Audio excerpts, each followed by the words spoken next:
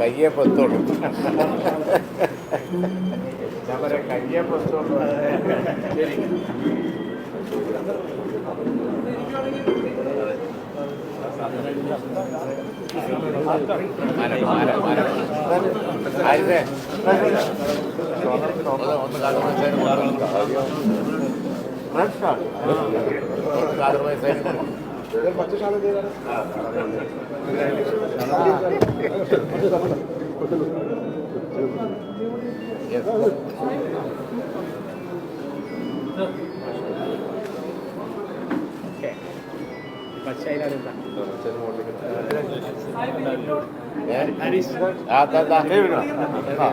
Rajya Sabha member ഇവിടെ ഉണ്ട്.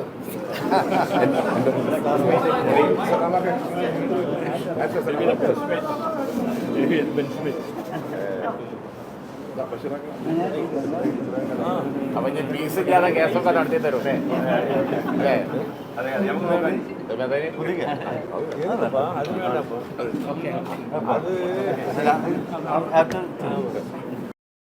പുതിയ ഏറ്റവും പ്രധാനപ്പെട്ട ദൗത്യമാണ് ഇപ്പോൾ ഏൽപ്പിച്ചിരിക്കുന്നത്. പ്രത്യേകിച്ച് ഇന്ത്യ സഖ്യത്തിന് മുന്നേറ്റമുണ്ടായ സാഹചര്യം, ഇന്ത്യ മൂന്നാമത് അധികാരത്തിലെത്തിയ സാഹചര്യം, എങ്ങനെയാണ് ഈ ചുമതലയ്ക്കാണ് ഉത്തരവാദിത്തം? ആദ്യം തന്നെ പാർട്ടിയോടും പാർട്ടി നേതൃത്വം, അതായത് ബഹുമാനപ്പെട്ട തങ്ങളും കുഞ്ഞാലിസാഹിബും ഉൾപ്പെടെയുള്ള പാർട്ടി നേതൃത്വത്തിനോടുമുള്ള എൻ്റെ നന്ദിയും കടപ്പാടും ആദ്യം തന്നെ ഞാനിവിടെ രേഖപ്പെടുത്തുകയാണ്.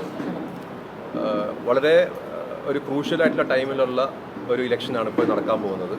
രാജ്യസഭയിലേക്കുള്ള ഇലക്ഷൻ നടക്കാൻ പോകുന്നത്. എന്നെ സംബന്ധിച്ചിടത്തോളം ഞാൻ ഡൽഹിയിൽ തന്നെയാണ് 10-25 വർഷമായിട്ട് തുടർന്നുകൊണ്ടിരിക്കുന്നത്. അതുകൊണ്ട് ആ ഒരു പോസിറ്റീവ് നോട്ടിലായിരിക്കണം പാർട്ടി എന്നെ ദൗത്യം ഏൽപ്പിച്ചിരിക്കുന്നത്. മാത്രവുമല്ല, ഞാൻ കേരളത്തിലേക്കും ഒരു ഓഫീസ് ഇടുകയും കേരളവുമായിട്ടുള്ള ലൈസൻസ് എപ്പോഴും ഉണ്ടാവുകയും ഇവിടെ എൻ്റെ സാന്നിധ്യം ഉറപ്പിക്കുകയും ചെയ്യണം എന്നുള്ള ഒരു നിർദ്ദേശവും എനിക്ക് തന്നിട്ടുണ്ട്. അപ്പോൾ അതും നടപ്പിലാക്കും. ഇന്നത്തെ ഒരു സാഹചര്യം എന്ന് പറയുന്നത് ഭരണഘടനയെ സംരക്ഷിക്കാനുള്ള ഒരു സാഹചര്യമാണ് പാർലമെൻറ്റിൽ നമ്മളുടെയൊക്കെ ഒരു ദൗത്യം എന്ന് പറയുന്നത്.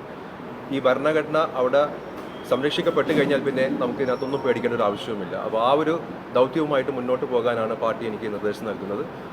പാർട്ടി എന്നിൽ വിശ്വാസം അർപ്പിച്ചിരിക്കണം. ആ വിശ്വാസം കാത്തു സംരക്ഷിക്കേണ്ട ഒരു ബാധ്യതയും എനിക്കുണ്ട്. ആ കാത്തു സംരക്ഷിക്കാനുള്ള എല്ലാ കാര്യങ്ങളും ആയിട്ടുമായി മുന്നോട്ട് പോകും എന്ന് മാത്രം ഞാൻ പറയും.